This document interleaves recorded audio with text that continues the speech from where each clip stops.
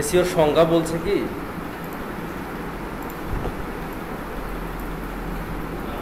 Search engine বলতে কি বোঝায়?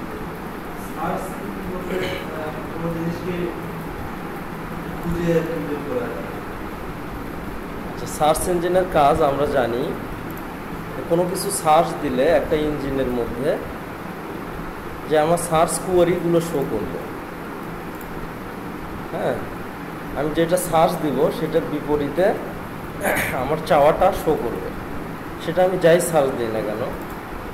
হ্যাঁ, আমি এইভাবে সার্চ দিতে পারি গ্রাফিক্স পিকচার দিলে আমার কিছু গ্রাফিক্স যে পিকচারগুলো, গ্রাফিক্সের যে ইমেজগুলো, এগুলো কি করবে? শো করবে। আমি যদি সার্চ দিই হেলথ টিপস, তাহলে এইগুলো, এই যে লিস্টিংগুলো, এগুলো হচ্ছে কি লিস্টিং, এগুলো একটা কি লিস্টিং অথবা সার্চ কোয়ারি অথবা সার্চ রেজাল্টস। প্রত্যেকটা পেজে কয়টা করে রেজাল্ট দেখাবে? 10টা করে। আচ্ছা, এই 10টা পেজে হেলথ টিপস থাকবে। কি থাকবে? কারণ আমি সার্চ দিয়েছি হচ্ছে হেলথ টিপস দিয়ে। আচ্ছা, এটা গেল অলের ক্ষেত্রে সব কিছু দেখাবে গুগল। সেই লিস্টিংটা হতে পারে কোনো ওয়েব পেজ, লিস্টিংটা হতে পারে কোনো ইউটিউব ভিডিও। এটা কি ইউটিউব ভিডিও? আচ্ছা, লিস্টিংটা হতে পারে কোনো গভর্নমেন্ট সাইট, হ্যাঁ, কোনো ইডু সাইট, কোনো ইনফোগ্রাফিক, হ্যাঁ, অল মানে কি এনি টাইপ অফ লিস্টিং সেটা হতে পারে। আর যদি ইমেজে মারি তাহলে গুগল ইমেজ দেখাবে। কি দেখাবে? ইমেজ দেখাবে। যদি ভিডিওতে মারি তাহলে ভিডিও দেখাবে। ভিডিও যে শুধু ইউটিউবের হবে এমনটা না, এটা কিন্তু ইউটিউবের ভিডিও না।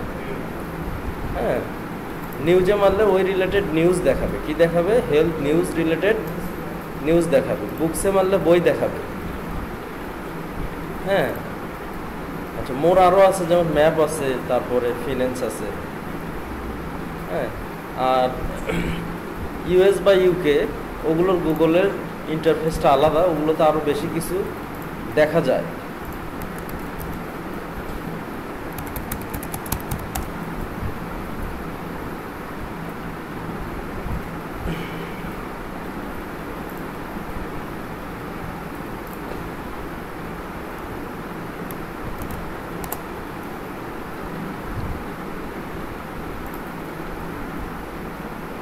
ধরতেছে না এখন।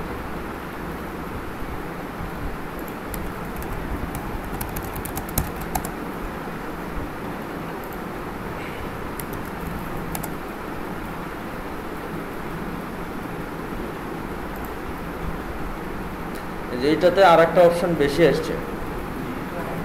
হ্যাঁ, ইউএস এর গুগলে আর একটা অপশন বেশি আসছে। আচ্ছা, আমি যদি আইপি দিই, দেখেন ইউএস এর আইপি যখন দিব তখন আরো বেশি অপশন আসবে।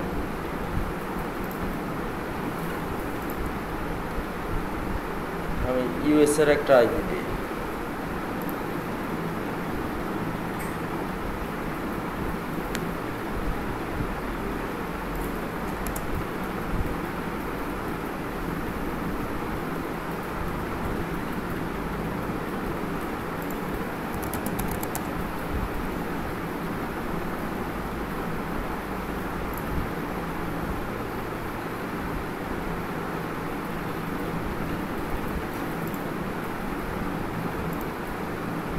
আর একটা অপশন আসছে শপিং, আর একটা অপশন আসছে কি শপিং। আচ্ছা, এখন মজার একটা ব্যাপার দেখেন, এটা হচ্ছে কি ইউএস এর গুগল। এটা কোন দেশের গুগল? ইউএস এর গুগল। আমরা যদি গুগল বিডিতে যাই,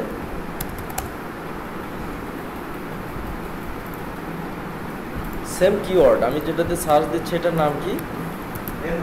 কিওয়ার্ড। এটা কি কিওয়ার্ড অথবা আমার সার্চ কোয়ারি। এই হেলথ টিপসটা আমার কি সার্চ কোয়ারি। আচ্ছা, আমি এখন গুগল বিডিতে সার্চ দিলাম,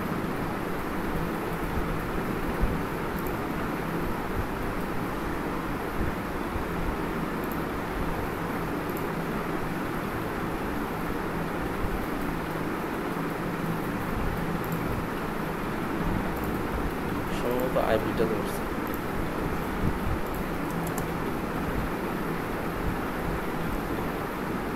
দেখেন এখানে 1 নম্বরে আছে কি ইউটিউব, আর এখানে 1 নম্বরে আছে 27 হেলথ অ্যান্ড নিউট্রিশন। তার মানে প্রত্যেকটা দেশের জন্য গুগল ইন্টারফেস কি আলাদা আলাদা। হ্যাঁ, নট অনলি ইন্টারফেস বলতে যে এটাকে বুঝাচ্ছে। হ্যাঁ, গুগলের যে সার্চ কোয়ারি শো করার, সার্চ রেজাল্ট শো করার যে একটা ফাংশনালিটি, যে রেজাল্টগুলো, এগুলো প্রত্যেকটা দেশের জন্য লিস্টিং প্রসেসটা আলাদা। হ্যাঁ, বাংলাদেশে এখন আপনি ইন্ডিয়া থেকে সার্চ দিবেন, দেখবেন আরও ডিফারেন্ট রেজাল্ট। হ্যাঁ, আর শুধু ইউএসের জন্য গুগল আবার স্টেট ভিত্তিক আছে, শুধু ইউএসের জন্য কান্ট্রি ভিত্তিক, স্টেট ভিত্তিক। হ্যাঁ, ইউএসএ তো কান্ট্রি থাকে। হ্যাঁ, যেমন সানডিগো, ওর মধ্যে আছে আবার কি ক্যালিফোর্নিয়া, বেশ কিছু স্টেট আছে। হ্যাঁ, শুধু ইউএসের জন্য গুগলটা স্টেট ভিত্তিক, কান্ট্রি ভিত্তিক তো বটেই, তারপরে কি ভিত্তিক, স্টেট ভিত্তিক। প্রত্যেকটা স্টেট থেকে যদি সার্চ দেওয়া হয় আলাদা আলাদা রেজাল্ট শো করবে। আচ্ছা, এখন আমি কোনো কোশ্চেন করি।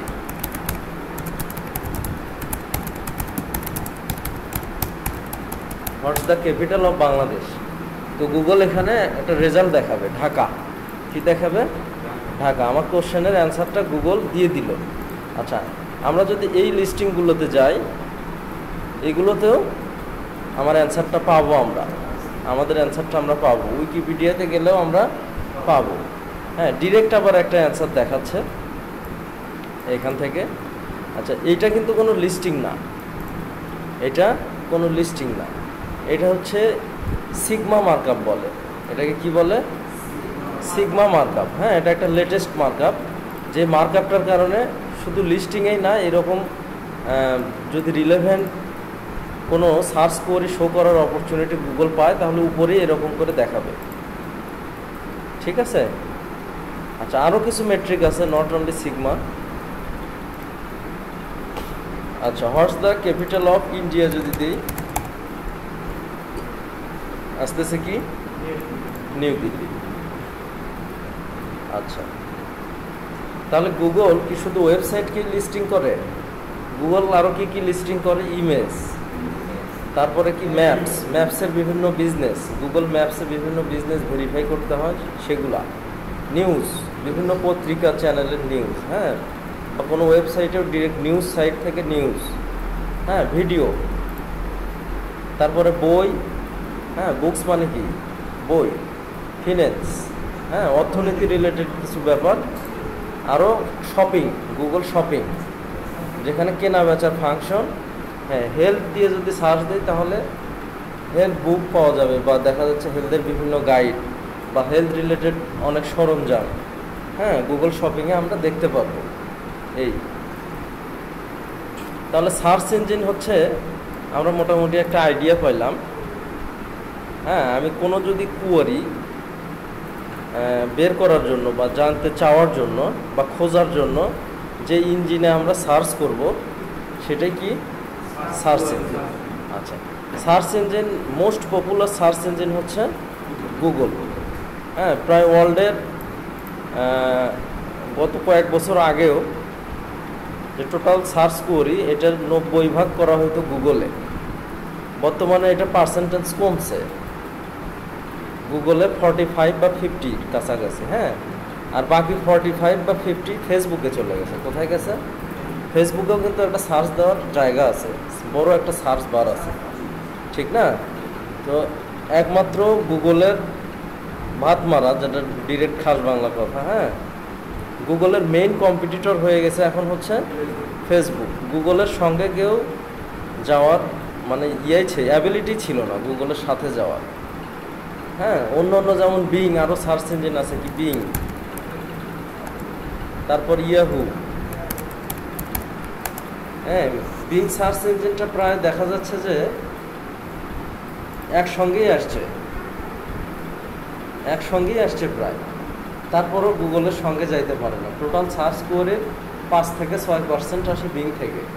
তারপরেও ওরা অনেক টেকনিক্যালি দেখা যাচ্ছে যে আপনারা যখন উইন্ডোজ দিবেন, দেখবেন উইন্ডোজের সঙ্গে যে ডিফল্ট ব্রাউজারগুলো, ওগুলোতে বিং সেট আপ করা থাকে। কি থাকে? যেমন আমি যদি এখানে সার্চ দিই, তাহলে কিন্তু একটা ডিফল্ট সার্চ ইঞ্জিনে যাবে, গুগলে যাচ্ছে, তাই না? সেম আমি যদি ইন্টারনেট এক্সপ্লোরারে একটা সার্চ দিই, এটা আমি মনে হয় গুগল করে রাখছিলাম, তারপরে আমরা চেক দিই।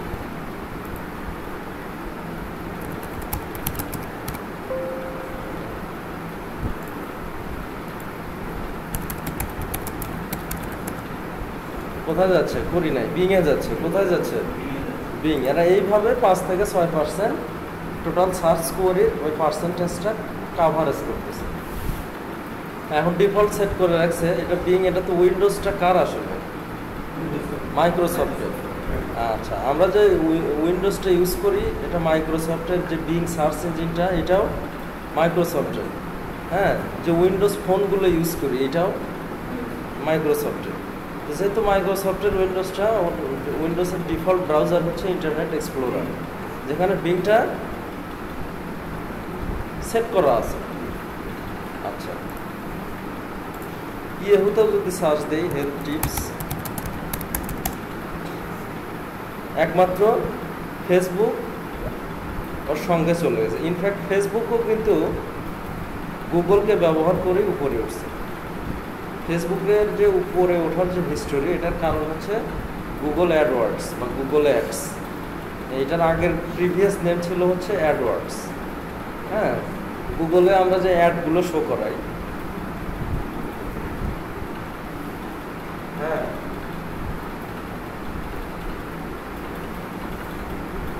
ও আমারটা দিতে হবে। হ্যাঁ, হ্যাঁ,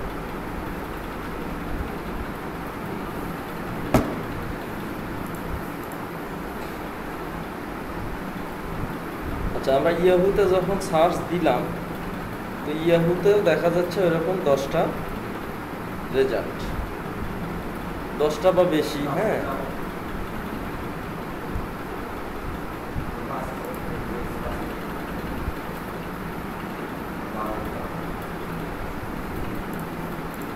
আচ্ছা, গুগল অ্যাডস, তাই না? গুগল অ্যাডসটা কি সেটাও আমি বলে যাই। ফেসবুকের উপরে ওঠার হিস্টোরিটা কি বলছিলাম? Google AdWords. আচ্ছা, এটা হচ্ছে অ্যাড, অ্যাড লেখা আছে। এটা কি? অ্যাড, এই যে অ্যাড। আর এগুলো হচ্ছে ফ্রি লিস্টিং। এগুলো কি? Free listing. গুগলের মেইন ইনকামই হচ্ছে অ্যাড। আচ্ছা, এইটার প্রিভিয়াস নেম ছিল অ্যাডওয়ার্ডস। আচ্ছা, আর বর্তমান নেম হচ্ছে, কারেন্ট নেম হচ্ছে গুগল অ্যাডস। Google ads. আচ্ছা, এখন সার্চ ইঞ্জিনে ওরা সব টাইপের লিস্টিং শো করাচ্ছে, সব টাইপের ওয়েবসাইট, ভিডিও শো করাচ্ছে। ওদের বেনিফিটটা কি? অনেকেই বলতে পারে ওদের বেনিফিটটা কি? ওদের বেনিফিট হচ্ছে অ্যাড, তাই না? এই যে আপনি হোম বায়ার রেনো দিয়ে সার্চ দিলেন, দ্যাট মিনস আপনার রেনো একটা শহর ইউএসের। হ্যাঁ, তো ইউএসের একটা প্লেসের আপনি হোম বায়ার খুঁজতেছেন। যদি আপনি মানে কোনো বাড়ি বিক্রি করতে চান, তাহলে তো আপনাকে এইভাবেই সার্চ দিতে হবে। হ্যাঁ, এখন সেই ক্ষেত্রে দেখা যাচ্ছে আমার ফ্রি লিস্টিংয়ের উপরে 3-4টা রেজাল্ট শো করতেছে এবং তাদের বামে লেখা আছে এডি, অ্যাড। ঠিক আছে, নিচেও কিছু অ্যাড শো করবে, এখানে নাই। সেকেন্ড পেজে যাই, নিচেও অ্যাড শো করে।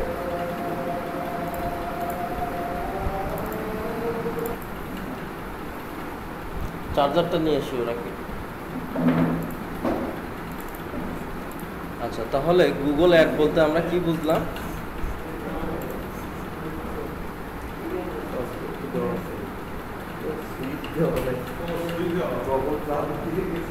আচ্ছা, অ্যাড বলতে আমরা বুঝাই অ্যাডের অ্যাপ্রোভিয়েশন, বিজ্ঞাপন, অ্যাডভার্টাইজমেন্ট। অ্যাডভার্টাইজমেন্ট, বিজ্ঞাপন। বিজ্ঞাপন তো সাধারণত ফ্রি হয় না, টাকার বিনিময়ে দিতে হয়। এখন এই বিজ্ঞাপনের প্রসেস আছে অনেকগুলা। সার্চ রেজাল্ট পেজ, এটা হচ্ছে সার্চ রেজাল্ট পেজ। এখানেও দেওয়া যায়। বিভিন্ন পপুলার ওয়েবসাইট আছে যেগুলো ট্রাফিক অনেক বেশি, ট্রাফিক মানে ভিজিটর। আচ্ছা, সেগুলোতেও অ্যাড দেওয়া যায়। ঠিক আছে, গুগল শপিংয়ে অ্যাড দেওয়া যায়। হ্যাঁ, ম্যাপে দেওয়া যায়, নিউজে দেওয়া যায়। তারপর অনেক ক্ষেত্রেই দেওয়া যায়, ঠিক আছে। আচ্ছা, এখন প্রথম আলো।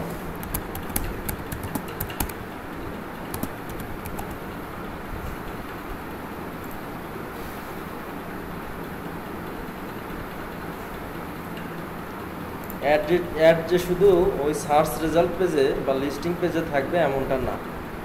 এটা কি ফুটারে দেখেন একটা লিঙ্ক আছে, গুগল লিডস .g.doubleclick.net। কোথায় দেখতে পাচ্ছেন কি? এই যে এই জায়গাটাতে।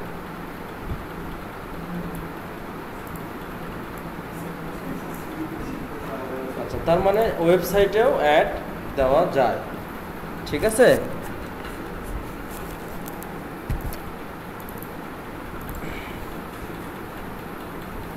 আচ্ছা, আরও বিভিন্ন প্লেসে অ্যাড দেওয়া যায়, ইউটিউবেও অ্যাড দেওয়া যায়।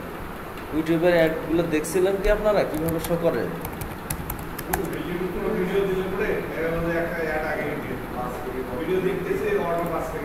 হ্যাঁ হ্যাঁ, স্কিপ করা যায় ইউটিউবের একটা, আবার কি করা যায়?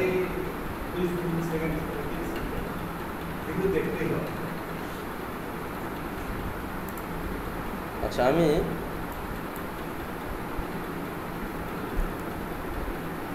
যে কোনো একটা টিপসে যাই না।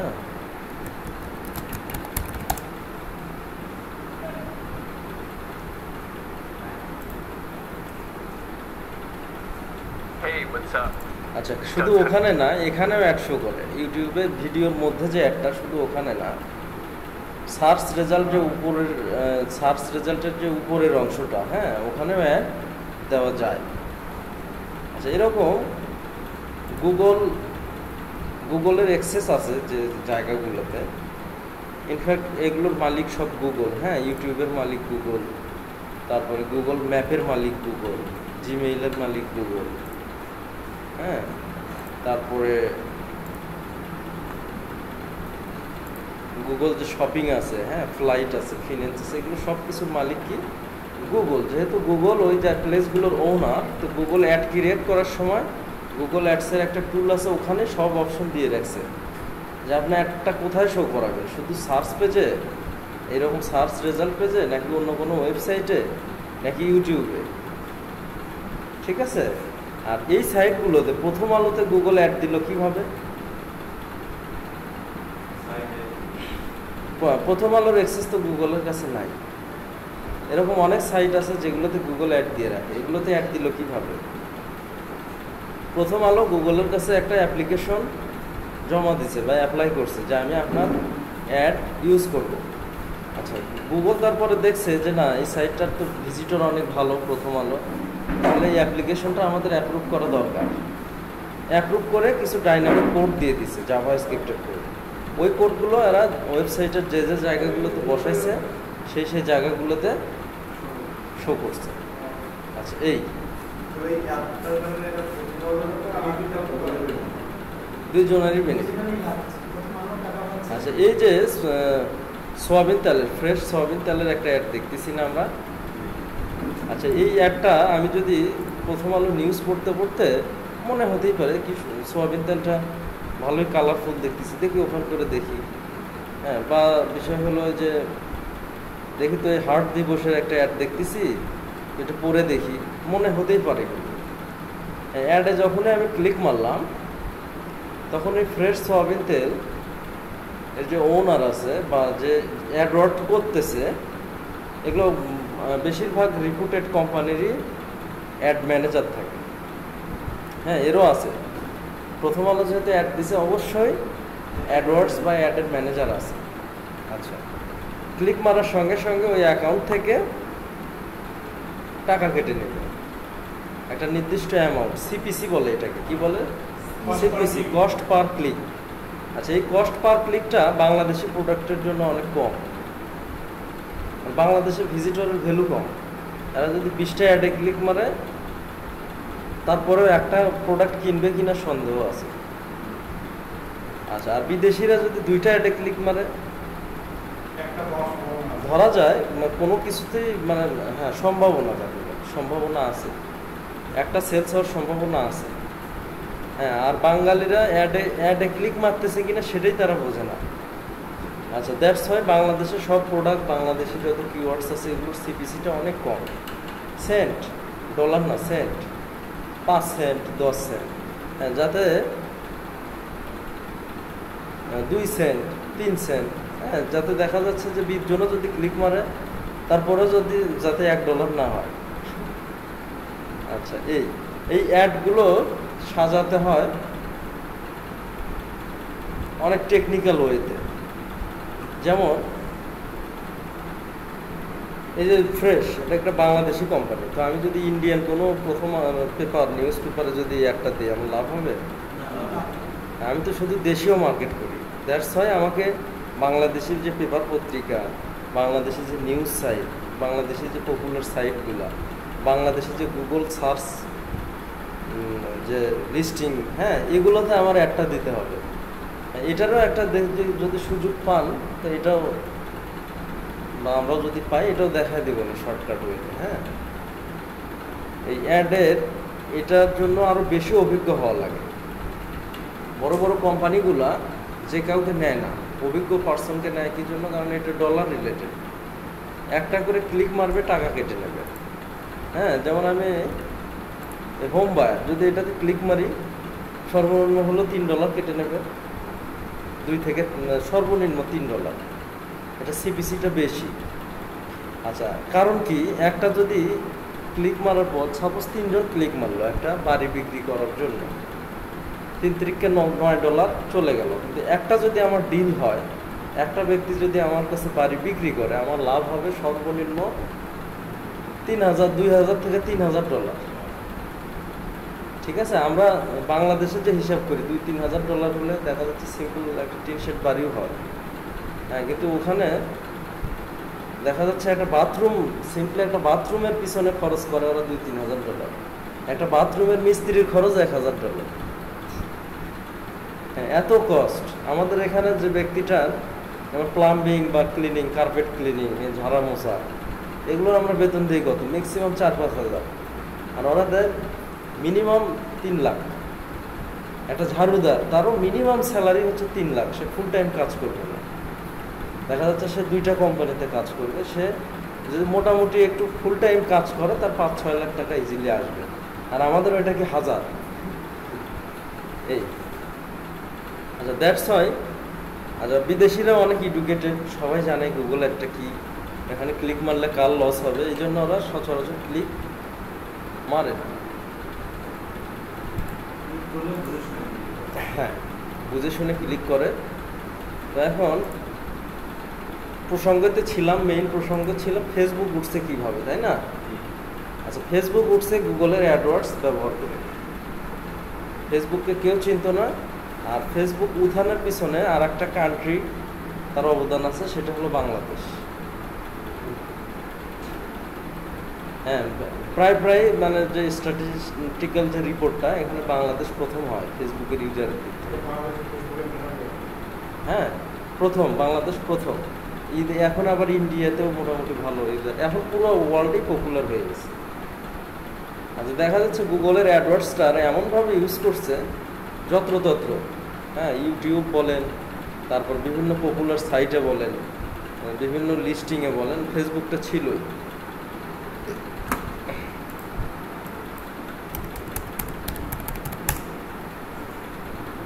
হ্যাঁ, এই কিছু 1-1.5 বছর আগেও আমি যখন ফেসবুক দিয়েও সার্চ দিছি, হ্যাঁ, মানে কয়েক বছর আগে, তখন এখানে ওটা ফেসবুকের অ্যাড ছিল।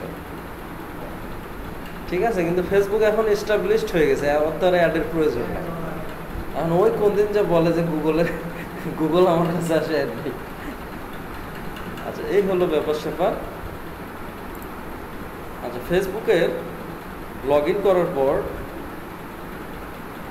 এই প্লেসে একটা দেখবেন আপনারা সার্চের একটা অপশন আছে। হ্যাঁ, এই যে এই প্লেসে দেখবেন টপে একটা সার্চের অপশন আছে। এখানে আপনি যেটা দিয়ে সার্চ দেন না কেন, কোনো প্রোডাক্ট বা কোনো কুয়ারি, ওইটার রেজাল্ট চলে আসবে। কোনো খেলার লাইভ লিঙ্ক। হ্যাঁ, তো মোটামুটি এরা সমপর্যায়ে চলে গেছে। ওটা ওয়ার্ল্ডের যে অর্গানিক ভিজিটর বলতে কি বুঝায়? কি বোঝেন আপনারা অর্গানিক ভিজিটর দিয়ে? অর্গানিক মানে আউটসাইড থেকে যে ভিজিটরগুলো আসে, হ্যাঁ, যেমন এসিও করে যে ভিজিটরটা আসে, ঠিক আছে। তারপরে হচ্ছে আপনার ফ্রি যে প্রসেসগুলো, এগুলোকে বলা হয় অর্গানিক। পেইড ট্রাফিক না, পেইড ট্রাফিক বলবো হচ্ছে বিভিন্ন অ্যাডভার্টাইজমেন্ট করে যেগুলো ট্রাফিক আসে, হ্যাঁ, বা অ্যাড পোস্ট করে যেগুলো আসে। আর অর্গানিক ট্রাফিক বলতে আমি একটা ক্যাম্পেইন করতেছি, এসিও করার ফলে এই লিস্টিং পেজ থেকে যে ট্রাফিকগুলো আসে, হ্যাঁ, আচ্ছা গুগল তো চলে আসছে, ড্রিম আইটি গ্লোবাল আমি দেখাই।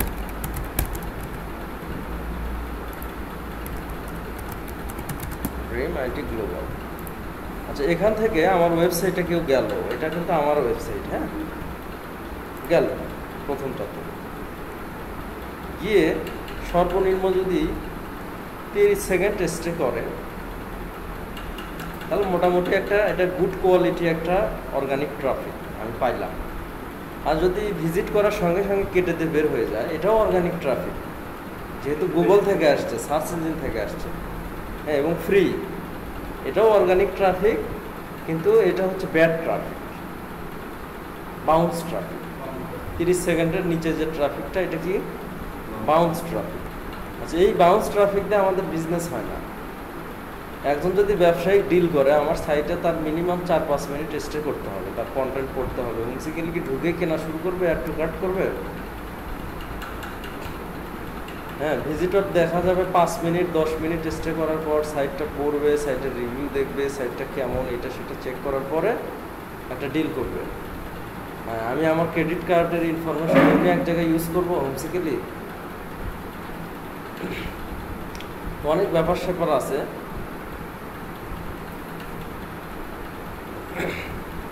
আচ্ছা, সেহেতু ফেসবুক যে অ্যাডটা, এটা আপনাদের শিখতে হবে। মেইন প্রসঙ্গ ছিল তো ফেসবুক, তাই না? যেহেতু ফেসবুকটা পপুলার, মাঝে মাঝে গুগলকেও ছাড়ায় যায়, ইনকামের দিক থেকে কি গুগলকে ছাড়ায় গেছে। আচ্ছা, এখন ফেসবুকে আপনার অনেক ওয়েতে ফেসবুক থেকে ভিজিটর নিয়ে আসা যায়। তার মধ্যে হচ্ছে মোস্ট পপুলার ওয়ে হচ্ছে ফেসবুক অ্যাড। কি ফেসবুক অ্যাড, আরও ওয়ে আছে, যেমন গ্রুপ করা, বিভিন্ন পেজ করা, হ্যাঁ, পেজে সুন্দর সুন্দর পোস্ট করা, ইনগেজিং পোস্ট করা। শুধু পোস্ট করলেই কি হবে? ওই পেজটা বিভিন্ন জায়গায় শেয়ার করতে হবে, হ্যাঁ, ওই পেজের লাইক বাড়াতে হবে। যারা যারা একটা পেজে লাইক করে, এটা মনে রাখবেন, পরবর্তীতে যদি ওই পেজে কেউ, আমরা যে পোস্টগুলো দিব, যারা যারা লাইক করছে, যারা যারা ওই পেজটার ফলোয়ার, সবাই আমার পেজের পোস্ট দেখতে পারবে। দ্যাটস ওয়াই আমার চেষ্টা করতে হবে আমার পেজের যাতে লাইক ইনক্রিজ করতে পারি, ফলোয়ার ইনক্রিজ, হ্যাঁ, ফলোয়ার যাতে ইনক্রিজ করতে পারি। ফেসবুকের সিস্টেম আপডেট করছে অনেকটা। আপনার কেউ ফ্রেন্ড না, ফ্রেন্ডের ফ্রেন্ড, এখন আপনি তার পোস্টও দেখতে পারবেন। বুঝতে পারছেন কি? পলিসি কিন্তু আপডেট করে রেগুলার। আমি দেখলাম কিন্তু অনেক পোস্ট আমার ওয়ালেটে আসতেছে, তো ও তো আমার ফ্রেন্ড না, দেখে আমার ফ্রেন্ডের ফ্রেন্ড। আচ্ছা, এখন ওটারও আবার মেট্রিক আছে, দেখা যাচ্ছে সব ফ্রেন্ডের পোস্ট আবার শো করবে না। যে ফ্রেন্ডগুলো খুব ক্লোজ, লাইক ফাইক সবসময় দিই, হয়তো বা তাদের ফ্রেন্ডের যে ফ্রেন্ড, ওই পোস্টগুলো হয়তো বা শো করে, আমি জানি না, হ্যাঁ, এক্স্যাক্টলি এটা জানি না। আচ্ছা, তাহলে এসইও করলে কি হবে? আর এসইও অ্যাট ফার্স্ট আমাদের জানা দরকার এসইও ডিফিনেশন, তাই না? অ্যাব্রিভিয়েশন এক জিনিস আর ডিফিনেশনটা আর এক জিনিস। সার্চ ইঞ্জিন অপটিমাইজেশন, তাহলে আমরা শিখলাম সার্চ ইঞ্জিন কোনটা। ফেসবুকও একটা সার্চ ইঞ্জিন, যেখানে সার্চ করা যায়, ওইটাই কি সার্চ ইঞ্জিন। আচ্ছা,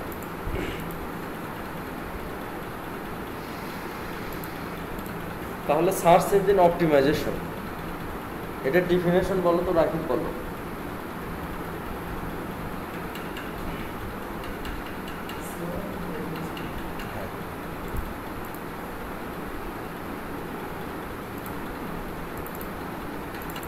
আচ্ছা, সংজ্ঞাটা হচ্ছে যে মেথডসগুলো অ্যাপ্লাই করলে গুগলের ফার্স্ট পেজে নিয়ে আসার জন্য অথবা ফার্স্ট প্লেসে আসার জন্য অথবা প্রথমের দিকে, হ্যাঁ, র্যাঙ্কিংয়ে প্রায়র হওয়ার জন্য, আগের দিকে আসার জন্য যে মেথডগুলো আমরা অ্যাপ্লাই করি, হ্যাঁ, তো এই মেথডটাকে বলা হয়, এই মেথডগুলিকে বলা হয় এসইও।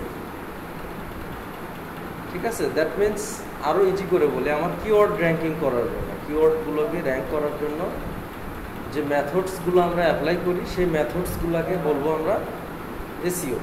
আর অপটিমাইজেশন মানে কি? অপটিমাইজেশনের বাংলাটা কি? অপটিমাইজেশন, তাই না? হ্যাঁ,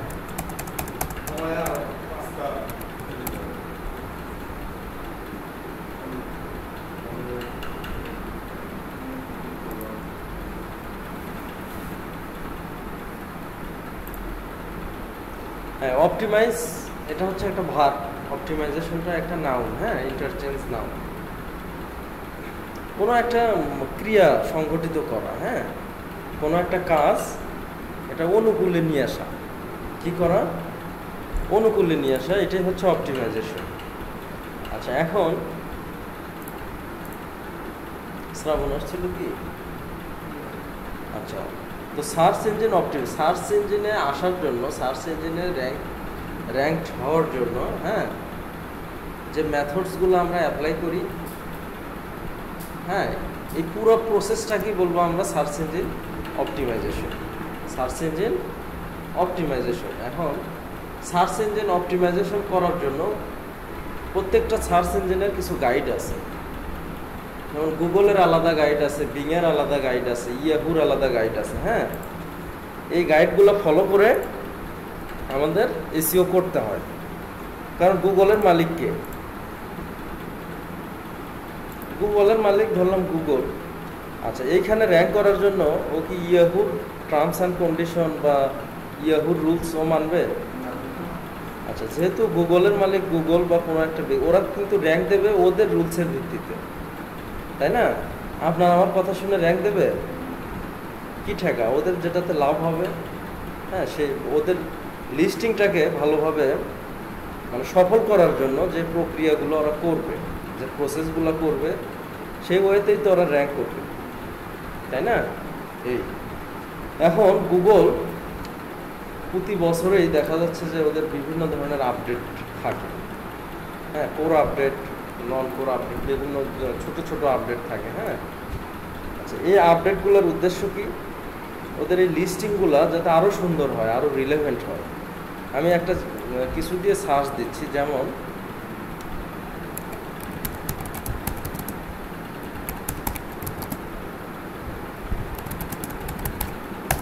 এটা দিয়ে আমি সার্চ দিলাম যাতে আমি এই রিলেটেড প্রোডাক্টই পাই,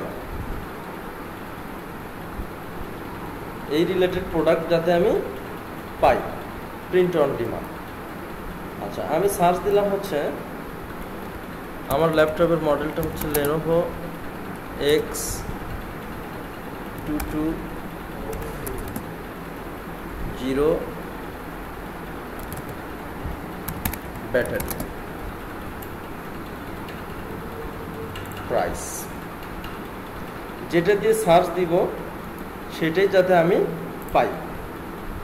আচ্ছা, এই যে এটাকে বলা হয় সফল করা। এখন আমি সার্চ দিলাম, আমরা যখন প্রথম গুগল ইউজ করছি তখন গুগলের অনেক সমস্যা ছিল, সার্চ দিতে একটা রেজাল্ট আসছে আর একটা। আচ্ছা, লেনোভোর এই ব্যাটারির, এই মডেলের ব্যাটারির প্রাইসটা আমি জানতে চাইছি। এখানে প্রাইস দেখতেছি আমি $14.60। আচ্ছা, গুগল মোটামুটি এই পলিসিগুলো নিয়ে আসার কারণ একটাই, যে ওর যে লিস্টিংগুলো এগুলো যাতে ফুললি রিলেভেন্ট হয়। যত বেশি রিলেভেন্ট হবে ইউজার, তত বেশি ওর গুগলটাকে কী করবে? ইউজ করবে। এখন আমি সার্চ দিলাম লেনোভোর ব্যাটারিতে, আসলো এইচপির ব্যাটারি, কেউ ব্যবহার করবে? আচ্ছা, এই দ্যাটস হয় গুগল বিভিন্ন ধরনের আপডেট করে। এই আপডেটগুলো আপনাদের ফলো করতে হবে, রেগুলার করতে হবে। যদি বলে যে এই লিঙ্ক বিল্ডিংয়ের এই মেথডটা চলবে না, তাহলে ওটা বাদ। গুগল ওদের লিস্টিংকে বেশি সফল, লিস্টিং প্রক্রিয়াকে সফল করার জন্য আপডেট করতেই পারে, এটা খুব স্বাভাবিক। ঠিক আছে, এই এখন গুগল বলছে যে টাইটেলগুলো খুব বেশি ডিসক্রিপটিভ হবে, খুব বেশি ডিটেইলড হবে। হ্যাঁ, তাহলে ওটাই করতে হবে। গুগল বলতেছে যে on page SEO is most important, on পেজের গুরুত্বটা অনেক বেশি অফ পেজ এসইওর থেকে, আপনার ওইটাই করতে হবে। হ্যাঁ, গুগল বলতেছে যে আপনার কন্টেন্টের মধ্যে কিওয়ার্ডের ডেনসিটি বসান, ওইটাই করতে হবে। হেডিংয়ের মধ্যে কিওয়ার্ড বসান, ওইটাই করতে হবে। ইমেজের অল্টার ট্যাগ দেন, ওয়েবসাইটকে ফাস্ট করেন। স্লো সাইটের ভিজিটরকে লোড দিয়ে বসে থাকবে 3 মিনিট, সবার সময়ের দাম আছে। হ্যাঁ, যত সময় চেঞ্জ হচ্ছে মানুষ তত কী হচ্ছে, ফাস্ট হচ্ছে। হ্যাঁ, ওয়েবসাইটও ফাস্ট। আগে HTML যে সাইটগুলো একটা 2-3 মিনিটের আগে লোড নিত না, মানুষ ওইটাতে ইউজ টু ছিল, কী ছিল, অভ্যস্ত ছিল। এখন মানুষ 2-3 মিনিট সময়ই নেয়, 5 সেকেন্ড লোড নিচ্ছে, এটা কেটে দাও, ও সাইটে যাবো না, আর একটাতে যাও। মানুষ ফাস্ট হচ্ছে, by the change of time মানুষ কি হচ্ছে, ফাস্ট হচ্ছে। দ্যাটস ওয়াই আমাদের ওয়েবসাইটগুলোকে গুগল ইনস্ট্রাক্ট করছে প্রায় 2-3 বছর আগে যে ওয়েবসাইটগুলোকে আপনারা ফাস্ট করেন, টেকনিক্যাল ইস্যুগুলো সলভ করেন। ওয়েবসাইটটা আপনাদের সোশ্যাল মিডিয়া পেজের সঙ্গে কি করেন, লিঙ্ক আপ করা দেন। হ্যাঁ, তার মানে গুগল যেভাবে বলতেছে এসইওর যে প্রসেসগুলো, মেথডসগুলো ওইভাবেই কি ঘুরতেছে, কি করতেছে, ট্রাইগার করতেছে। ট্রাইগার মানে কি, ঘোরা। আচ্ছা, তো এসইওর সংজ্ঞাটা মোটামুটি কিন্তু আমি বললাম। এখন যে কেউ বলেন তো আপনারা এসইওর ডেফিনেশন। এসইও তোমার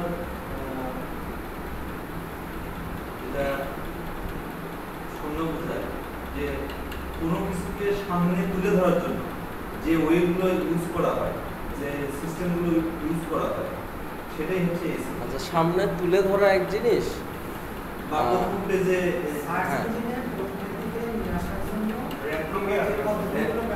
গুড।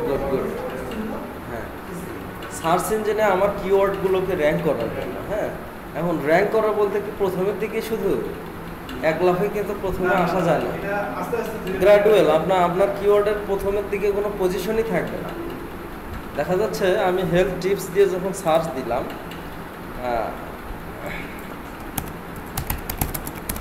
এই রিলেটেড গুগলের কাছে লিস্টিং আছে কতগুলা, একক, দশক, শতক, হাজার, অযুত, লক্ষ, নিযুত, কোটি।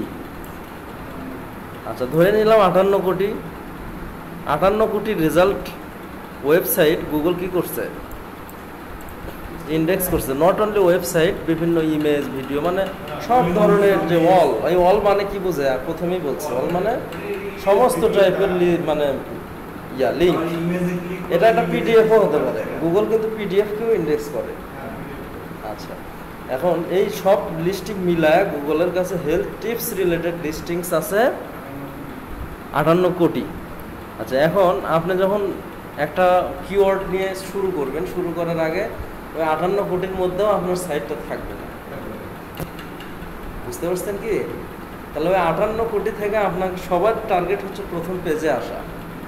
আচ্ছা, প্রথম পেজে আসার পরে ওদের আবার টার্গেট চেঞ্জ হয়ে যায়, প্রথম প্লেসে আসা। আচ্ছা, তো এক ধাপে কি আর প্রথম প্লেসে আসা যায়? আচ্ছা, ওই প্রথমের দিকে অথবা কিওয়ার্ডগুলো র্যাঙ্কিং করা গ্রাজুয়ালি আসে। দেখা যায় শুরু করার সঙ্গে 50 বা 60 নাম্বার পেজে আসে, ওখান থেকে আস্তে আস্তে এসইও করতেছেন, কিওয়ার্ডগুলো সামনের দিকে আগাচ্ছে। আচ্ছা, তাহলে সহজ একটা ডেফিনেশন হচ্ছে কি, আমার কিওয়ার্ডসগুলোকে র্যাঙ্ক করার জন্য যে মেথডসগুলো, যে পদ্ধতিগুলো আমরা প্রয়োগ করি বা অ্যাপ্লাই করি, সেই পুরো যে মেথডসগুলো, এই মেথডসগুলোকে কি বলবো, সার্চ ইঞ্জিন অপটিমাইজেশন। আচ্ছা, আমরা গুগলটাকে বেশি বেশি ইউজ করব।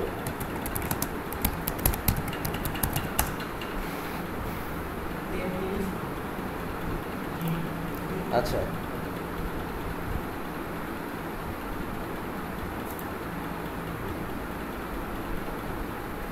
এখানে এরা বলছে ডিজিটাল মার্কেটিং স্ট্র্যাটেজি। হ্যাঁ, এরা বলছে এসইওর অ্যাব্রিভিয়েশন হচ্ছে সার্চ ইঞ্জিন অপটিমাইজেশন।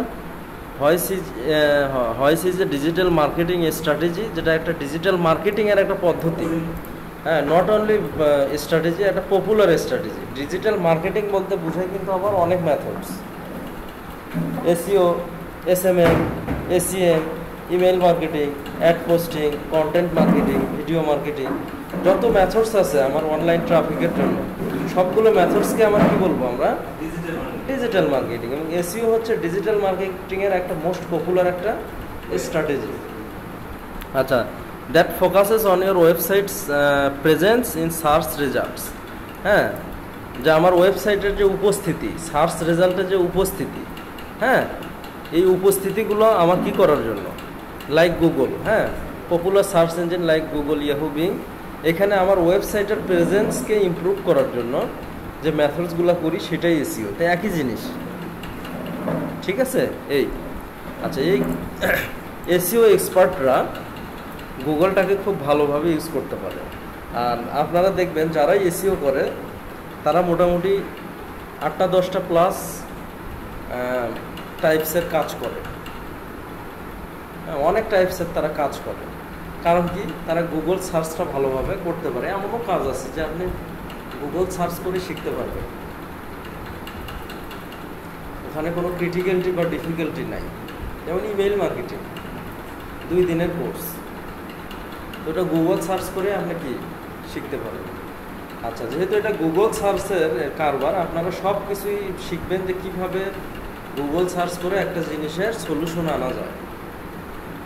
আচ্ছা, শুধু কি এটা এসইও এক্সপার্টের ক্ষেত্রে? আপনি একজন ওয়েব ডেভেলপার, ওয়েব ডেভেলপার মোটামুটি ওর শেখার কোনো শেষ নাই, নিত্য নতুন অনেক কিছু আসতেছে, অনেক ফাংশনালিটি আসতেছে।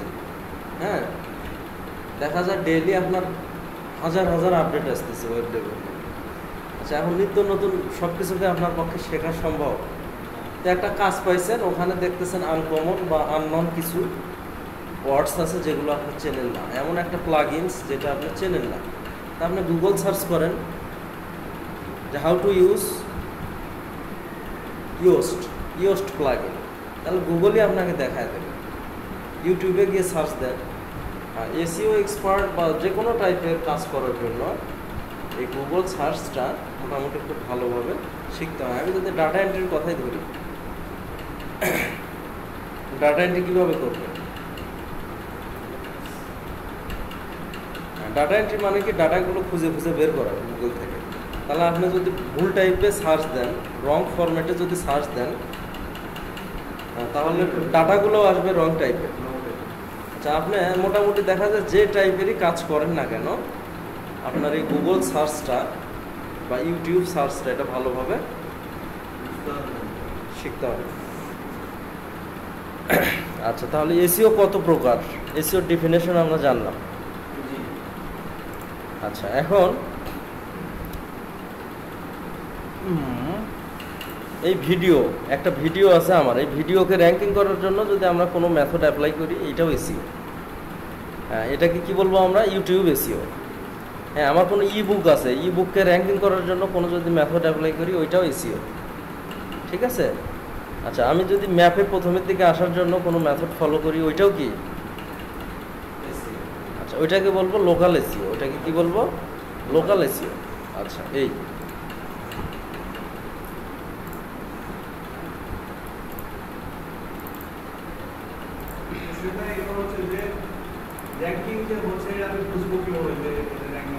হ্যাঁ,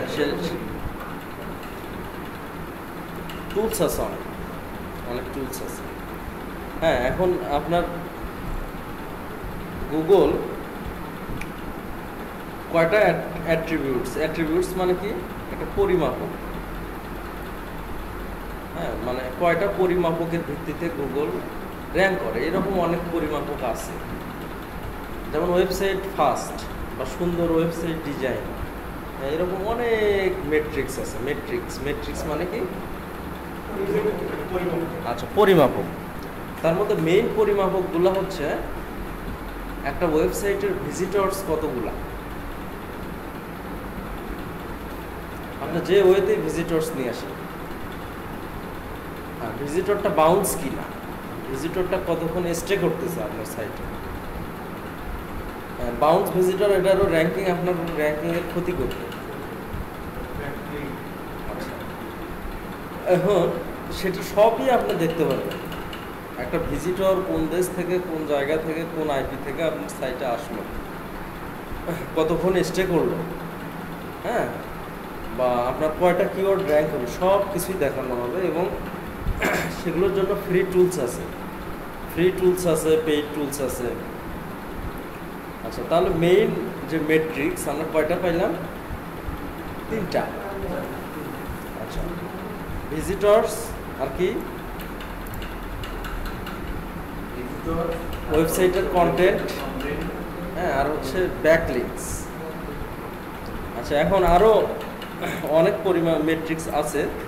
আচ্ছা, আমরা সেগুলো গুগল করে দেখি, কি বলেন? এগুলো আমিও বলতে পারবো, কিন্তু আপনারা এমনভাবে আমি শেখাবো যাতে নিজেরাই সব কিছু কী করতে পারেন, সলভ করতে পারেন। আচ্ছা, গুগল র্যাঙ্কিং ম্যাট্রিক্স। আচ্ছা, তাহলে এটাতে গেলাম। বা ফ্যাক্টরস আর ম্যাট্রিক্স একই জিনিস। আচ্ছা, তাহলে এখানে 200টা ফ্যাক্টরস আছে। আমি আপনাদের প্রথমেই বলছি এরকম অনেক ফ্যাক্টরস বা ম্যাট্রিক্স আছে। এটা 2020-এর কন্টেন্টটা, কিসের? 2020-এর। আচ্ছা, তাহলে এটা পড়া যায়। এসইওর ক্ষেত্রে সবসময় ট্রাই করবেন যে লেটেস্ট যে আর্টিকেলগুলো ওগুলো ফলো পড়ার। অন্য কোনো মেথডের জন্য না করলেও হবে, অন্তত কিসের জন্য? এসইও। আপনি দেখা যাচ্ছে 2017-র একটা ব্লগ পড়তেছেন, যে মেথডগুলো গুগল ব্যান করে দিচ্ছে, কি করছে?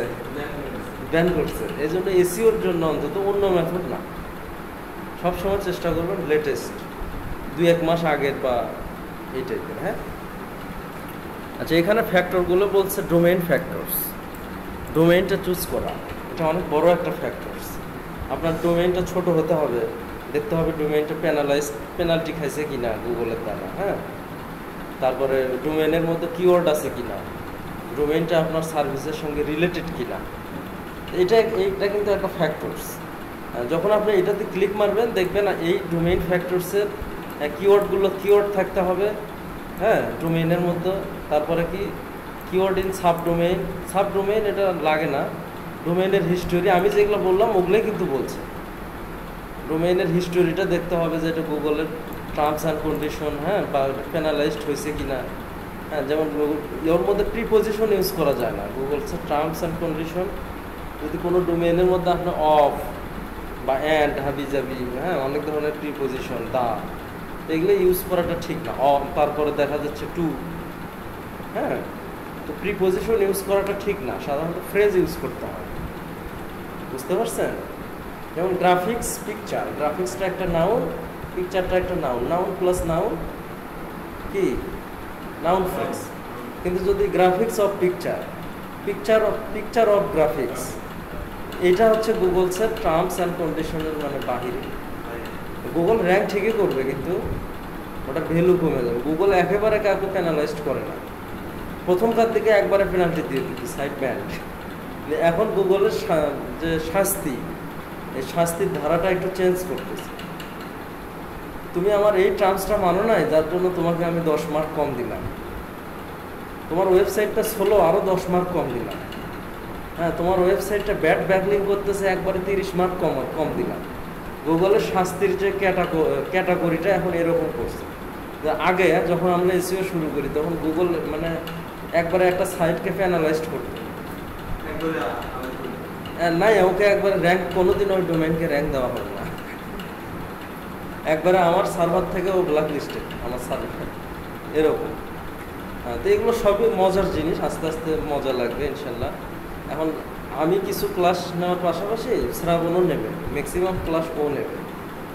দেখা যাচ্ছে ও কিছু ক্লাস নেওয়ার পরে 3-4টা, তারপরে আমি একটা করে ক্লাস নেব, যে আপনারা কী শিখলে, কোনো কোশ্চেন আছে কি না।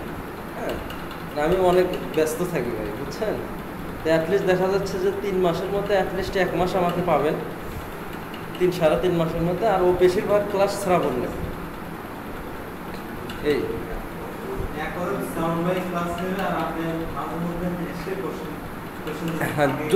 আপনাদের উইকলি 3টা ক্লাস না, আমি চেষ্টা করবো অ্যাটলিস্ট একটা নেওয়ার। এই আচ্ছা, তারপরে ডোমেইনটা অনেক বড় ফ্যাক্টর, তাই না? আচ্ছা, আরো কোন ফ্যাক্টর আছে? Page level. আচ্ছা, পেজ লেভেলটা কি?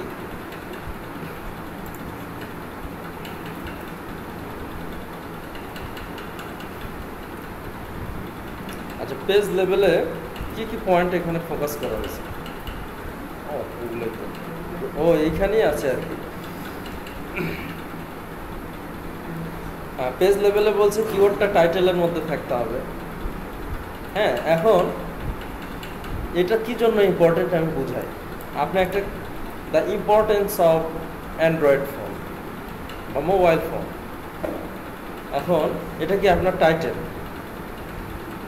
হ্যাঁ, আমি আপনাকে বললাম যে মোবাইল ফোনের গুরুত্ব সম্পর্কে একটা আপনি এসে লেখেন বা লং একটা প্যারাগ্রাফ লেখেন, হ্যাঁ, বা প্রবন্ধ, বাংলায় কি বলি, রচনা বা প্রবন্ধ, কিছু একটা লেখেন।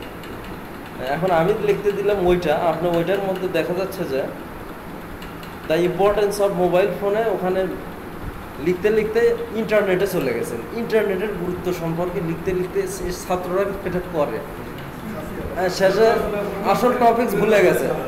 আমি যে লিখতেছি মোবাইল ফোনের গুরুত্ব, ওই টপিকস ভুলে গিয়ে লিখতেছি ইন্টারনেটের গুরুত্ব। আচ্ছা, এটা করা যাবে না। এসইও তো দেখা যাচ্ছে এরকম অনেক ব্যাপার স্যাপার আসবে, এলএসআই কিওয়ার্ড, হ্যাঁ, আপনার সিমান্টেক, হ্যাঁ, এই টাইপের অনেক ব্যাপার আছে। দেখা যাচ্ছে যে আপনার ক্লায়েন্টরা বোঝে না যে আপনার আমি কোন কিওয়ার্ডটা টার্গেট করব। হ্যাঁ, দেখা যাচ্ছে ওর টার্গেট করতে হবে the importance of mobile phone, ও টার্গেট করতেছে দ্য ইম্পর্টেন্স অফ ইন্টারনেট। এসইওতে এটা বেশি হয়। কিওয়ার্ড রিসার্চটা কি অনেক ইম্পর্টেন্ট। আচ্ছা, সেটাই বলছে যে কিওয়ার্ডটা অবশ্যই টাইটেলের মধ্যে থাকতে হবে। হ্যাঁ, আচ্ছা, আরও কোথায় থাকতে হবে? ট্যাক্সের মধ্যে থাকতে হবে, খালি টাইটেল না, একটা এসইও টাইটেল ট্যাগ আছে ওইটার মধ্যেও থাকতে হবে, ডিসক্রিপশনে থাকতে হবে। হ্যাঁ, তারপরে ট্যাগ যে বিভিন্ন যে হেডিংগুলা, হ্যাঁ, হেডিংগুলোর মধ্যে থাকতে হবে। গুগল যাতে বোঝে না এটা এই রিলেটেডই, এটাও ইন্টারনেটের গুরুত্ব না, এটা মোবাইল ফোনেরই গুরুত্ব। এই জন্য হেডিং, হেডিং কি? যদি আমি গরুর রচনা লিখি, হ্যাঁ, দা কাউ, আমরা তো পড়ে আসছি, তাই না? তো প্রথমে কি ডিসক্রিপশন, তারপরে কি ক্যারেক্টার, মানে ওর যে হ্যাঁ, প্রকারভেদ, তারপরে কি খাদ্যাভ্যাস, এরকম যে বিভিন্ন পয়েন্টগুলা, এগুলো হচ্ছে হেডিংস।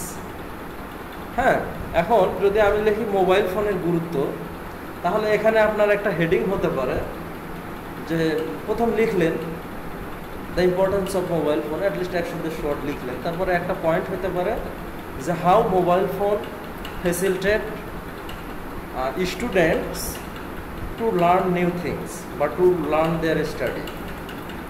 কিভাবে মোবাইল ফোনে ছাত্ররা কি করতে পারে? স্টাডি করতে পারে, এটা কিন্তু গুরুত্বের মধ্যে পড়ে।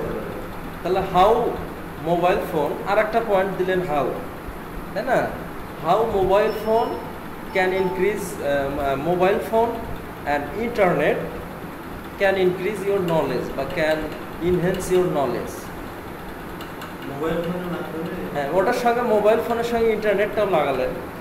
হ্যাঁ, তারপরে এরকম কিন্তু অনেক পয়েন্ট আসবে। তাহলে এখানে আপনার মেইন কিওয়ার্ড যদি হয় মোবাইল ফোন, প্রত্যেকটা হেডিংসে মোবাইল ফোনটা আসতেছে। আচ্ছা, এই কন্টেন্টটা সাজানোর ব্যাপারটা, যে পেজের লেভেল, এটাকেই বলছে। দেখেন এই যে লেভেলগুলা, এগুলোর মধ্যে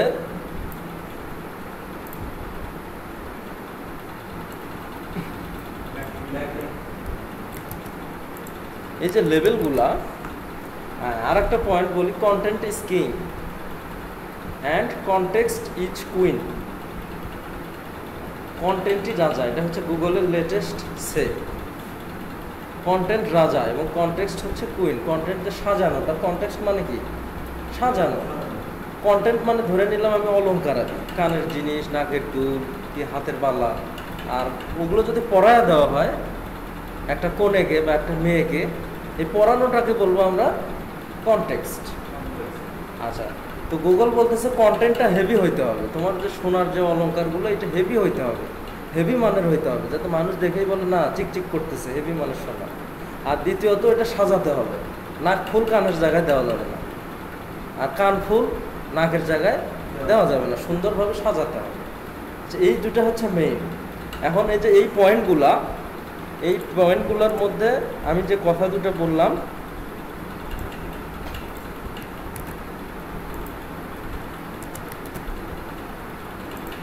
এ কিন্তু মেইন ফ্যাক্টর এগুলোই বলছে, মেইন ফ্যাক্টর কিন্তু এগুলোই বলছে। এগুলোর মধ্যে সব আর ছোটো ছোটো প্রায় 200টা ফ্যাক্টর আছে, সবগুলোকে ভেঙে ভেঙে।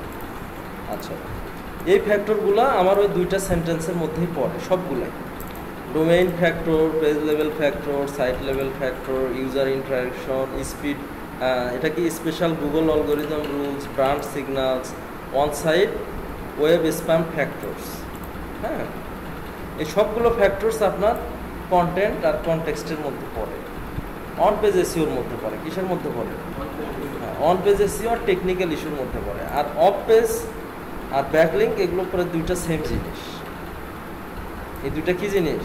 সেম জিনিস। তো মেইন মেট্রিক্স কিন্তু এগুলাই, বুঝতে পারছেন? ইউজার ইন্টারাকশনটা কি, ইউজাররা আপনার সাইটটাতে কতটা আসক্ত হচ্ছে, ইন্টারাকশন মানে আসক্তি আছে কিনা, সাইটটা আপনার সুন্দর কিনা, ইনগেজিং কিনা। এমন সাইট বানাইলেন যে এবার কালার কম্বিনেশনের ঠিক নাই, সোলো, হ্যাঁ, কন্টেন্টের সঙ্গে কোনো ম্যাচিং নাই, হ্যাঁ, দেখা যাচ্ছে হেডারের কন্টেন্ট ফুটারে দিচ্ছেন, ফুটারের কন্টেন্ট বডি সাইড বারে দিচ্ছেন। হ্যাঁ, একটা ইউজার এমনভাবে ওয়েবসাইটটা সাজাইতে হবে দেখলে যা মানুষ মনে করে, ভিজিটর যাতে মনে করে যে না সাইটটা সুন্দর, আর একটু স্টে করি। হ্যাঁ, গুগল অ্যালগরিদমের যে স্পেশাল রুলসগুলো আছে, যেমন ওয়েবসাইট স্পিড আপ, হ্যাঁ, তারপরে কি ইউনিক কন্টেন্ট, হ্যাঁ, তারপরে হচ্ছে যে ওয়ান পেজ এসইওর যে রুলগুলো, এই রুলগুলো ফলো করতে হবে। হ্যাঁ, ব্র্যান্ড সিগন্যাল। আচ্ছা, ব্র্যান্ড অথরিটি বলতে আমরা কি বুঝি? Brand awareness. ব্র্যান্ড অ্যাওয়ারনেস বলতে কি বুঝি? হ্যাঁ, যেমন ফেসবুক, আমি কিন্তু বললাম যে ফেসবুক করছে গুগলের অ্যাড ব্যবহার করে, ফেসবুক আর অ্যাড দেয় না গুগলে। কারণ কি? ব্র্যান্ড অ্যাওয়ারনেস বর্তমানে ফেসবুকের ব্র্যান্ড অ্যাওয়ারনেস গুগলের থেকেও বেশি, গুগলের থেকেও বেশি। তাহলে আমি কি জন্য মাহবুব ভাইয়ের পপুলারিটি মেরাজের থেকেও বেশি, তাই মাহবুব ভাই কি জন্য মেরাজের পিছিয়ে ঘুরবে, মেরাজই মাহবুব ভাইয়ের পিছিয়ে, সাপোজ, ডোন্ট মাইন্ড। হ্যাঁ, আচ্ছা, হিসাবটা হয়ে গেছে এরকম। আচ্ছা, যেমন শেখ হাসিনার পপুলারিটি অনেক বেশি, বা ওবায়দুল কাদের, ওদের সমালোচনাও মানুষ করে।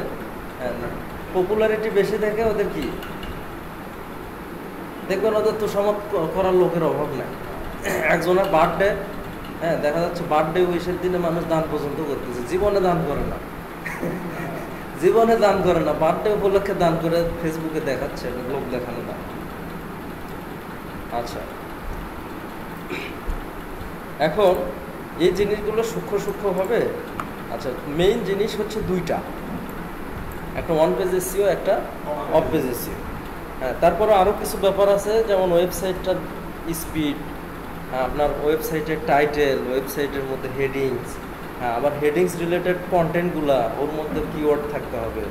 হ্যাঁ, তো কিওয়ার্ড রিসার্চ, প্রথম আমরা এসইওর প্রথম যে মেইন ব্রেইন, হ্যাঁ, এটা হচ্ছে কি কিওয়ার্ড রিসার্চ। আচ্ছা, শ্রাবণ ওইভাবে ওই পয়েন্টগুলো অনুযায়ী দেখাবে। তারপরে কি অন পেজ এসইও, তারপর কি অফ পেজ এসইও।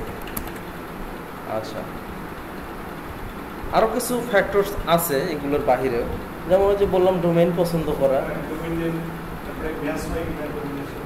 হ্যাঁ হ্যাঁ হ্যাঁ, তো ওইটা তো মোটামুটি আমরা অনেক সময় স্পেন্ড করে রিলেভেন্ট একটা ডোমেইন কিন্তু বাছাই করছি।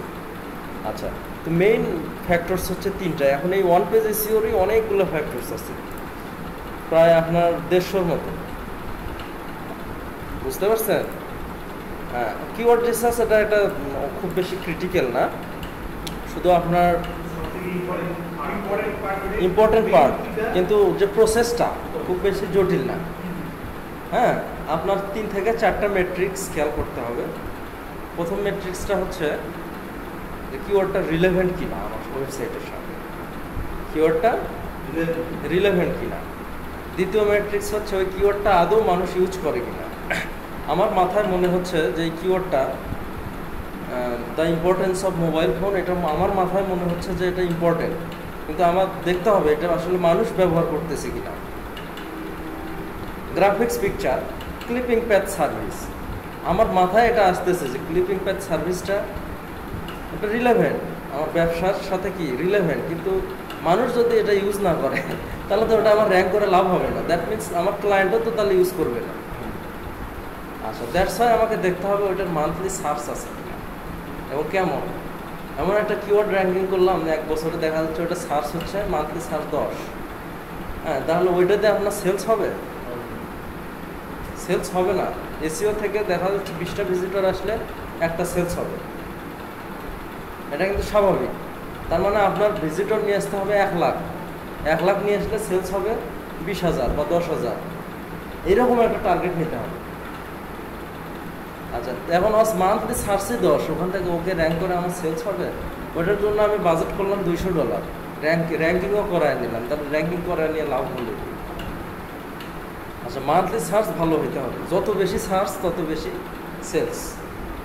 আচ্ছা, আর একটা কি, ওটার ডিফিকাল্টি কেমন, এসইও ডিফিকাল্টিটা কেমন, বুঝতে পারছেন? যে ডিফিকাল্টি আর কম্পিটিশন এটা প্রায় সেম।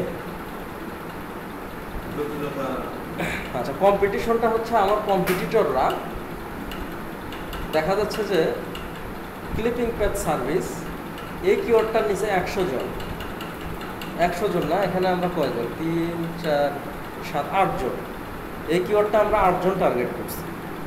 আর একটা হচ্ছে যে ব্যাকগ্রাউন্ড রিমুভাল সার্ভিস, এটা ইউজ করছে হচ্ছে 2 জন, আমি ইউজ করছি আর মাহবুব ভাই ইউজ করছি।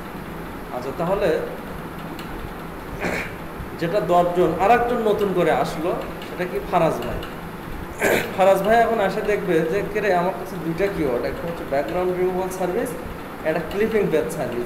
ক্লিপিং প্যাথ নিয়ে কাজ করতেছে এখানকার 8 জন, আর ব্যাকগ্রাউন্ড রিমুভাল নিয়ে কাজ করতেছে শুধু আমি আর মাহবুব ভাই, তাহলে আমি কোন কিওয়ার্ডটা নেব? 8 জনের টপকে আর কাজ করতে হবে, আর 2 জনের টপকান, তাহলে সোজা কোনটা, সহজ কোনটা? Background removal. আচ্ছা, এটাকে বলা হয় ডিফিকাল্টি অথবা কম্পিটিশন। যত বেশি আপনার কম্পিটিশন বেশি হবে, ওটা ডিফিকাল্টিও তত হবে, কিন্তু একটু ডিফিনেশনটা একটু ডিফারেন্ট, সেগুলো বলা হবে আপনাদেরকে কিওয়ার্ড রিসার্চ করার সময়।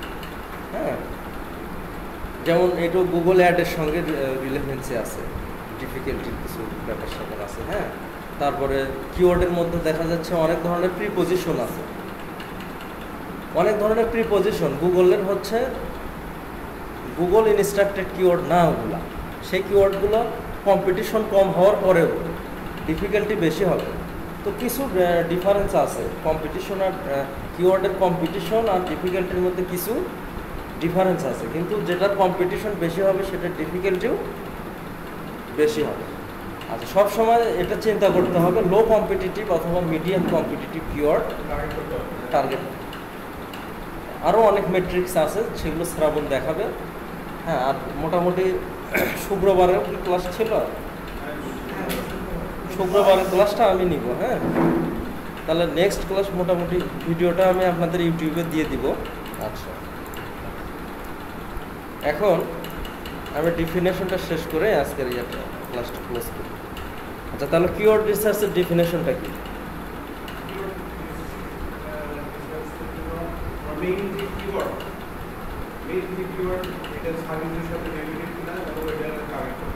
আচ্ছা, আমার যে একটা ওয়েবসাইট, হ্যাঁ, একটা ওয়েবসাইটের মার্কেটিং ক্যাম্পেইনের জন্য যে কিওয়ার্ডগুলোকে আমরা ফাইনালাইজ করি, প্রপার যে কিওয়ার্ডগুলোকে আমরা ফাইনালাইজ করি, এটাই কিওয়ার্ড রিসার্চ। এটার যে প্রসেসগুলো, এটা কি বলে, কি কিওয়ার্ড রিসার্চ। আচ্ছা, এখন এই কিওয়ার্ড রিসার্চের মেট্রিক্সগুলো তো আমি বললাম, সেটা হলো আপনার বিজনেস রিলেটেড হতে হবে, সার্চ ভালো থাকতে হবে, কম্পিটিশন বেশি হতে হবে, ট্রেন্ড ভালো হইতে হবে। হ্যাঁ, ট্রেন্ডটা কি, মানুষ অতীতে ইউজ করছে, বর্তমানে আর ইউজ করে না। অতীতে ছিল 1 লাখ, বর্তমানে আছে হচ্ছে খালি 20, তাহলে কি আরও 1 বছর পরে 20ও কমে যাবে, কমতে কমতে কমতে কমতে ওটা নাই হয়ে যাবে। আর একটা কিওয়ার্ড অতীতে ছিল 0 বা 10, বর্তমানে বাড়তে বাড়তে হয়েছে 1 লাখ। তার মানে আপনার বুঝতে হবে ওটা 5 বছর পরে আরও 1 লাখ বাড়বে। এই ট্রেন্ডটাও দেখতে হয়। প্রায়োরিটি, প্রায়োরিটিটা কি, যে আপনার ওয়েবসাইটের সঙ্গে ওয়েবসাইটে কিওয়ার্ডের ডেন্সিটিটা কীরকম আছে এই। আচ্ছা, তাহলে কিওয়ার্ড রিসার্চটা কি? আমার বিজনেস রিলেটেড ওয়ার্ডস, আমার বিজনেস রিলেটেড ওয়ার্ডস, আচ্ছা এগুলোকে অ্যানালাইজ করে বের করা, এটাই কিওয়ার্ড রিসার্চ। এখন এই বিজনেস রিলেটেড ওয়ার্ডসগুলো কেমন কেমন হওয়া লাগবে সেটা তো বললাম। অন পেজ এসইওটা কি?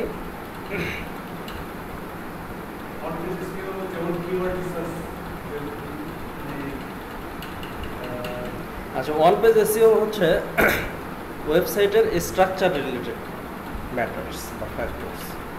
একটা ওয়েবসাইটকে আমি বানালাম, ডেভেলপ করলাম, এখন ওইটার যে স্ট্রাকচার, ওটার লেআউট সুন্দর হতে হবে। তারপরে কি ইমেজ দিছি, ইমেজগুলো সুন্দর হতে হবে। কন্টেন্টগুলো দিছি, কন্টেন্টগুলো সুন্দর হইতে হবে, রিডেবিলিটি থাকতে হবে, ইউনিক হইতে হবে। তারপর ওয়েবসাইটটা ফাস্ট হইতে হবে। গুগলের যে ক্যানন সেল ট্যাগ আছে 301 রিডিরেক্ট, 402 রিডিরেক্ট, এগুলো সেট করা। হ্যাঁ, তারপরে সোশ্যাল সিগন্যালস অ্যাড করা, এবং ফেসবুক পেজ অ্যাড করা, টুইটার অ্যাড করা। হ্যাঁ, মেটা ট্যাগস, মেটা ট্যাগসের মধ্যে কি পড়ে? টাইটেল, মেটা ডিসক্রিপশন। এই যে এইটুকুকে আমরা কি বলবো? প্রত্যেকটা সাইটে এইটুকুকে বলবো মেটা ডিসক্রিপশন, আর এইটুকুকে বলবো টাইটেল। এটাও সেম, টাইটেল, মেটা ডিসক্রিপশন, টাইটেল, মেটা ডিসক্রিপশন।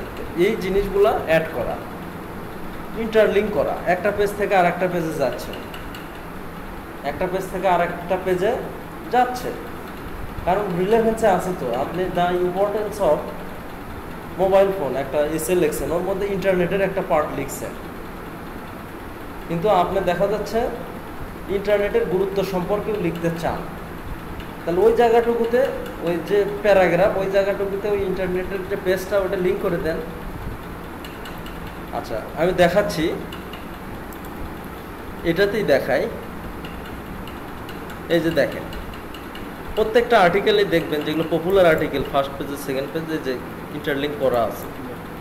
এই যে ক্যানন সেল ট্যাগ সম্পর্কে লিখছে, যখন এটাতে ক্লিক মারবেন ওরই আর একটা পেজে যাচ্ছে, কিন্তু ওইটা শুধু ক্যানন সেল ট্যাগ রিলেটেড, অনেক বোর্ড একটা জিনিস। দ্যাট মিনস মোবাইল ফোনের গুরুত্ব, এটা লিখতে গিয়ে আমি ছোট্ট একটা পার্ট লিখছি যে মোবাইল ফোনে আমরা ইন্টারনেটও ব্যবহার করতে পারি, তাই না? এখন ওটা দিয়ে কিন্তু ইন্টারনেটের পার্টটাকে ওখানে শেষ করছি না শর্ট করে লিখছি? শর্ট, কারণ মানুষ তো ইন্টারনেটের পার্ট সম্পর্কেও জানতে পারে।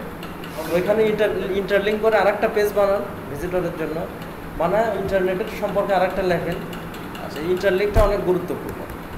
এক্সটার্নাল লিঙ্ক, এটাও গুরুত্বপূর্ণ, বাহিরের কোনো সোর্স। আচ্ছা, ইনফরমেটিভ সোর্স। হ্যাঁ, ইমেজগুলো আপনার কেমন হবে? খুব বেশি যদি ভারী হয় তাহলে সাইটের জায়গা বেশি খাবে, হোস্টিংয়ের জায়গা বেশি খাবে। আর ট্রাস্টেড হোস্টিংটা, এটা একটা ফ্যাক্টর। এমনও হোস্টিং আছে আমি দেখছি, পপুলার হোস্টিং, কিন্তু যেমন হোস্ট ইঞ্জিনিয়ার, তারপরে হচ্ছে হোস্ট গেটর, প্রতিদিন আপনার 30 মিনিটস করে সার্ভার ডাউন থাকবে। তো এই 30 মিনিটস আপনার ভিজিটরগুলো আপনি হারাইলেন, আর ভিজিটরদের কাছে একটা কি, একটা ব্যাড রিপুটেশন।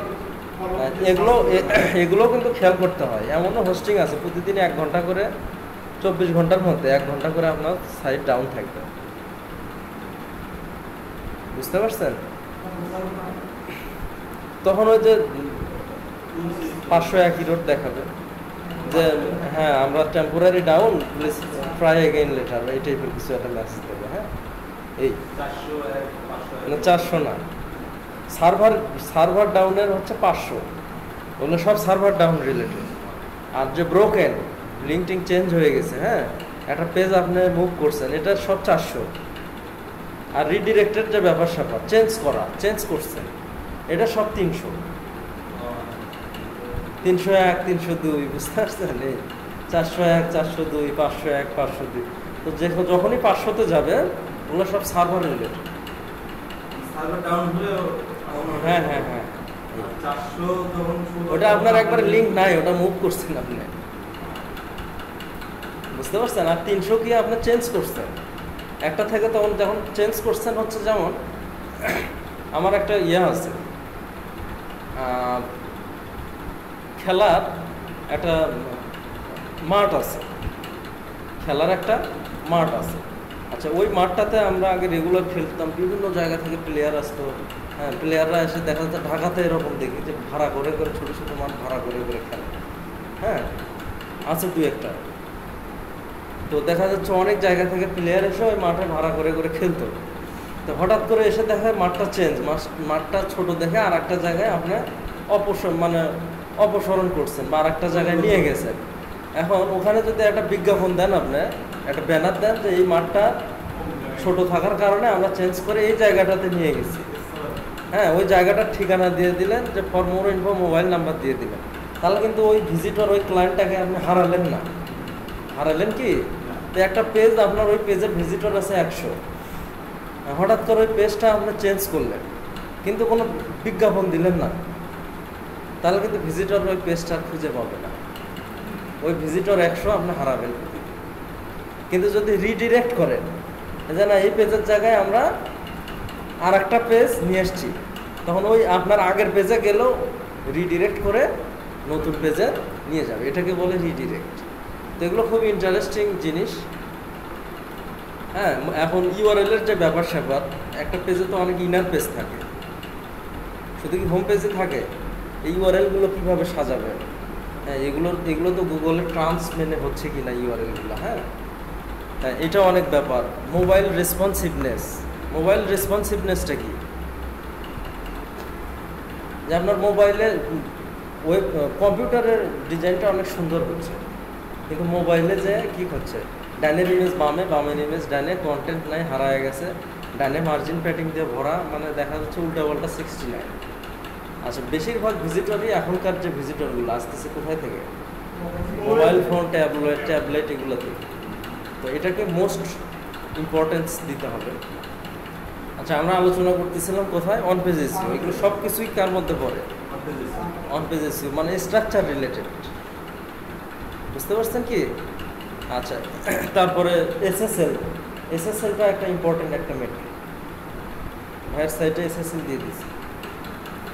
আচ্ছা, এটা হচ্ছে একটা সিকিউরিটি কোম্পানি। হ্যাঁ, যখন আপনার কোনো কিছু হ্যাক হয়ে গেল ওই সাইটটা থেকে, ওই এসএসএল ভিত্তিতে আপনি মামলা করতে পারবেন। এসএসএলটা এক্সট্রা সিকিউরিটি, কারণ আপনার একটা ওয়েবসাইটে কেনা বেচা করবেন, হ্যাঁ, কার্ড অ্যাড করবেন, তো এসএসএল না থাকলে তো মানুষ কার্ড অ্যাড করবে না। আর এগুলোর মামলা কিন্তু খুব খারাপ। হ্যাঁ, আপনি একজনের কার্ডের ইনফো পেয়ে দেখা যাচ্ছে হ্যাক করলেন, ওই 50,000 হ্যাক করবেন, আপনার 50 লাখও পার পাবেন না, বুঝতে পারছেন? একবারে আমেরিকা থেকে বাহিনী এসে ধরে নিয়ে যাবে, এত সিরিয়াস। আন্তর্জাতিক আদালতে এখন অনেকেই দেখা যাচ্ছে $10-20 জন্য করে না মামলা, কিন্তু কেউ যদি $10 জন্য মামলা করে, আপনার ধরে নিয়ে যাবে।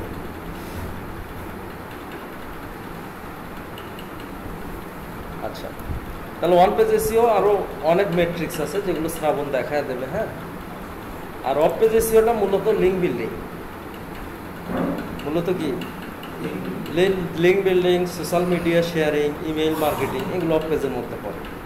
আর শুধু যদি লিঙ্ক বিল্ডিং বলি তাহলে শুধু ব্যাকলিঙ্ক করা, শুধু কি করা? ব্যাকলিঙ্ক করা। কিন্তু অফ পেজ এসইওর মধ্যে শুধু লিঙ্ক বিল্ডিং পড়ে না, আমার ট্রাফিক ইনক্রিজ করার জন্য আরও যদি মেথডস আমি অ্যাপ্লাই করি, ওগুলো অফ পেজ এসইওর মধ্যে পড়ে। কোনো এক্সটার্নাল মেথড, ইন্টারনাল মেথড না, কোনো অন পেজ এসইওর মেথড না। হ্যাঁ, কোনো এক্সটার্নাল মেথড যদি অ্যাপ্লাই করি আমার ভিজিটর বাড়ানোর জন্য, সেটাই কি? Of page SEO. যদি আমি ইমেইল মার্কেটিং করে ভিজিটর নিয়ে আসি, ওটাও কার মধ্যে পড়বে? যদি সোশ্যাল মিডিয়া থেকে ভিজিটর আনে, এটাও অফ পেজের মধ্যে পড়বে। কিন্তু অফ পেজের হচ্ছে মোস্ট ইম্পর্টেন্ট মেট্রিক বা ফ্যাক্টর হচ্ছে লিঙ্ক বিল্ডিং। ক্লিয়ার? আচ্ছা, এখন মোটামুটি এই 3টা পয়েন্টের উপরে